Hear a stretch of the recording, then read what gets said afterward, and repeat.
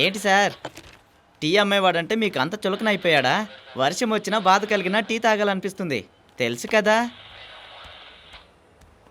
ఏంటి sir tea అమ్ముకునేవాడు కూడా ఇష్టం వచ్చినట్టు మాట్లాడుతుంటే మీరు నోరు మూసుకున్నారేంటి? అసలు మీరు ఎందుకు వచ్చారు సార్? మా ఊళ్ళో గుళ్ళో విగ్రహం కనబడకుండా పోయింది, అదే కంప్లైంట్ ఇద్దామని వచ్చాను. కంప్లైంట్ రాశారా?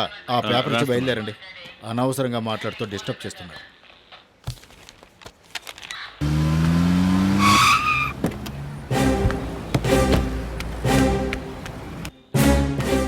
ఇదిగో బాబు, ఎక్కడికి వెళ్తున్నావు? సార్ ఒకసారి ఇన్స్పెక్టర్ని కలవాలి సార్. ఇన్స్పెక్టర్ని తర్వాత చూద్దు కానీ ముందు ఇక్కడ కూర్చో. సార్, లేదు కొంచెం అర్జెంట్గా మాట్లాడాలి సార్, ముందు ప్లీజ్. కూర్చో బాబు, తర్వాత మాట్లాడుకోవచ్చు. కూర్చో ముందు. సార్ అసలు ఏం జరిగిందంటే నిన్న నేను నా గర్ల్ ఫ్రెండ్ అరకు వరకు వెళ్ళాను సార్. నా బండిలో ఏదో ప్రాబ్లం వచ్చి అదే పెట్రోల్ అయిపోయి ఒక అడవిలో వెళ్ళి ఇరుక్కుపోయాం సార్. అక్కడికి ఒక ఇన్స్పెక్టర్, లేడీ కానిస్టేబుల్, ఇంకా కానిస్టేబుల్ సార్, వాళ్ళకి మ్యాటర్ అంతా తెలుసు సార్. కానీ మీకెందుకు సార్ ఇవన్నీ చెప్పాలి? అదిగో అక్కడ సార్ దగ్గరికి వెళ్ళి వివరాలన్నీ సరిగ్గా చెప్పు, ఆ సార్ నీకు హెల్ప్ చేస్తారు.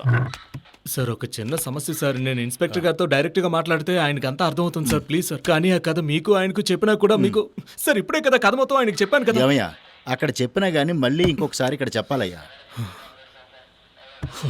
సార్ నేను నా గర్ల్ ఫ్రెండ్ నేను అరకు వరకు వెళ్ళాను సార్.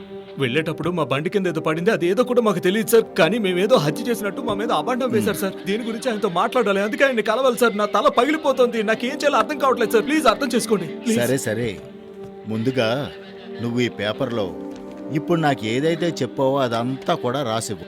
ఆ తర్వాత నేను తమాషాలు చేస్తున్నారు సార్. ప్రతి ఒక్కరు కంప్లైంట్ ఇవ్వమని ముందు ఆయన బయటకు రమ్మనండి సార్.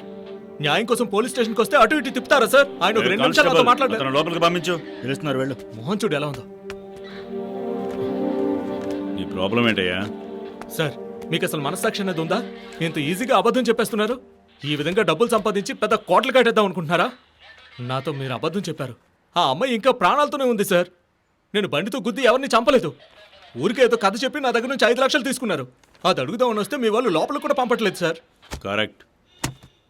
నువ్వు నీ కారుతో ఏ అమ్మాయిని గుద్ది చంపలేదు. నువ్వు కారుతో గుద్ది చంపింది ఒక కుక్కని. కుక్కనా? ఒక్క నిమిషం సార్. వీడు చెప్పినట్టు మనుషులు ఎవరు కారు కింద పడలేదు. వీడి కారు కింద పడింది ఒక కుక్క. ఆ విషయం వీడికి తెలీదు. నువ్వు బాగా చూసావా? బాగా చూశాను సార్. కుక్కను చంపిన విషయం మన మధ్యన ఉండనివ్వు. అలాగే సార్. వాళ్ళ దగ్గర డబ్బులు గుంజుతాం. మీ గురించి నాకు తెలీదా సార్? అందుకే ఒక ఐడియాతో వచ్చాను, తీసుకోండి సార్. వాడిని పిలిచి అడగండి సార్. కారుతో కుక్కను గుద్ది చంపినందుకు నన్ను రాత్రంతా కుక్కలాగా తిప్పించి 5 లక్షలు తీసుకున్నారని నా మీద నీకు చాలా కోపంగా ఉన్నట్టుంది కదా? ఉంటుంది, అదే కదా న్యాయం.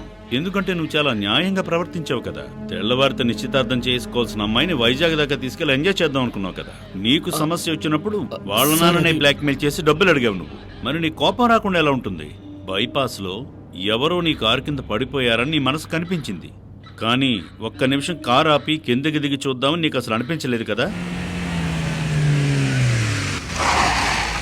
ఎవరు చేస్తే మనకేంటి, అంతే కదా?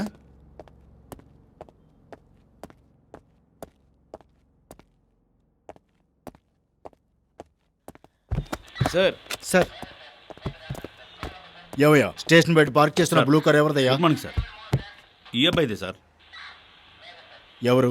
ఏం కావాలంట? నిన్న చెప్పాను కదా సార్, ఆ డాగ్ విషయం, అది ఇతనే సార్. సార్ సార్ నాదేం తప్పలేదు సార్. ఇన్స్పెక్టర్ గారే అబద్ధం చెప్తారు. ఆపోయా, పోలీస్ స్టేషన్కి వచ్చి పోలీసుల మీద కంప్లైంట్ ఇస్తున్నావా? లేదు అది కాదు సార్. నెలలో కనీసం 10 యాక్సిడెంట్లు వైజాగ్ అరకు బైపాస్ రోడ్లోనే జరుగుతున్నాయి. అది కూడా రాత్రి టైంలోనే. ఎవరు గుద్దుపోతున్నాడో కూడా తెలియదు. కానీ యాక్సిడెంట్లో చనిపోయిన వాళ్ళందరూ ఒక పూట తిండి కూడా గతిలేని వాళ్లే. మీ పాటికి మీరు గుద్దేసి వెళ్ళిపోతుంటారు. వైజాగ్ నుండి అరకు వరకు సీసీటీవీలు పెట్టగలమా? ఎవరో ఒకరిని అక్కడికి తీసుకువెళ్ళడం, ఫుల్గా నైట్ అంతా మందు కొట్టడం, రాత్రి టైంలో ఇష్టం వచ్చినట్టు కారు నడిపి ఎవరినో గుద్దుపాడేసి ఏమీ తెలియనట్టు వెళ్ళిపోవడం. ఇదంతా వీళ్ళనని ఏం ప్రయోజనం లేదు. అవును సార్. రూపాయి కట్టకపోయినా వీళ్ళకి కార్లు ఇస్తున్నారు చూడు, ఆ కారు కంపెనీ వాళ్ళు. దానికి ఫైనాన్స్ చేసే బ్యాంక్ వాళ్ళు ఉన్నారు కదా, వాళ్ళని చెప్పుతో కొట్టాలి.